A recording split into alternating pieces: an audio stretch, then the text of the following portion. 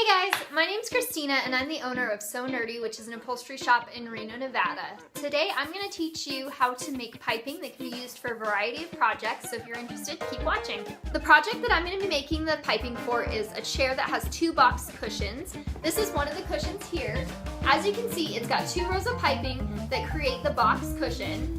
So I'm going to need to make enough piping to go around the pillow twice. First things first, let's show you all of the supplies that you're going to need to make today's project. First, you're going to need cording. I purchased this at my local fabric store, Home Fabrics and Rugs, for 15 cents per yard. The next thing that you're going to need is fabric. I purchased this again at Home Fabrics and Rugs. I found it for $5 a yard on clearance, and I am so excited to see how this turns out. I'm going to use 2 pairs of scissors today. The large ones will be used for cutting the fabric and the cording, and the small ones are just used to clip the threads and things like that while I'm sewing. It's always a good idea to keep pins handy. You can use them to hold the fabric in place while you're sewing. This is personally my best friend. This is a seam ripper. If you're anything like me, when you sew, you mess up at least once for every single project, and that requires you to rip out all the seams that you just did, and without this, it can take forever. This is my best friend.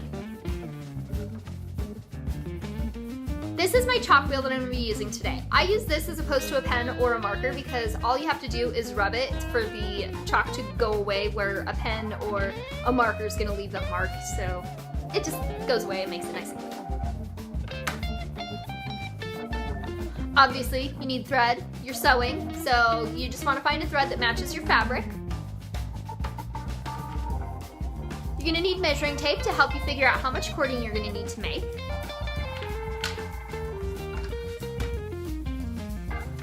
You're going to need a yardstick or anything with a long straight edge to use to help you cut your strips. And of course, your sewing machine. Next, we're going to take our measuring tape and measure the perimeter of the box cushion. We're going to take that number and multiply it by 2 in order to get the total length that we need to cut the strips. Now, a lot of people are going to tell you that you need to cut your fabric on the bias, which is going to keep it from stretching. I normally don't do this because I find that most fabric holds its shape just fine, but in this case, I'm going to show you how to do it. We're going to take the cut edge of the fabric and line it up to the selvage edge, which is going to give you a perfect 45-degree angle to cut. Once you have your cut on the bias, you're going to want to measure 1.5 inches from the edge and mark it. This is going to allow you enough fabric to wrap around the cording and have a 1/2 inch lip to sew into your project.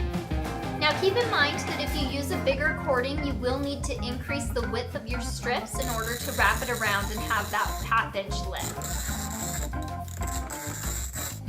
Now for a little snip snip. Alright, so I calculated that I was going to need to make 2 strips in order to go around the entire perimeter of my box cushion twice. So I've got the 2 strips here. I'm going to show you how to sew the 2 pieces together so that there's not an obvious seam. So the first thing you're going to want to do is you're going to want to put the 2 right sides together, and you want them to go perpendicular to each other.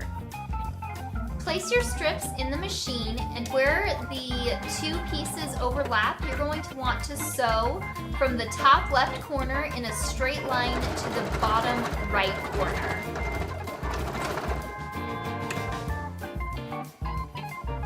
Now clip off the excess fabric, and when you open it up, you'll see a nice clean line where the 2 pieces are sewn together.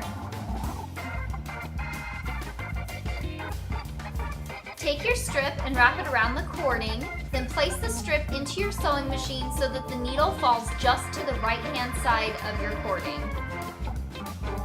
You can use either your regular sewing foot or a zipper foot to sew cording. I prefer to use the regular foot as I have the cording running right underneath the left-hand side of the foot, and I feel like it kind of holds it in place a little bit better. You may also want to use pins at this point to hold the fabric around the cording. I prefer to just go a few inches at a time, folding as I go. As soon as my fingers hit the sewing foot, I know to stop and readjust. There you have it, the quick and easy way to make piping for all of your projects. If you have any questions, be sure to leave them in the comments section below. Be sure to thumbs up this video, or if you have ideas for videos you'd like to see in the future, you can leave them there as well. Have a great day.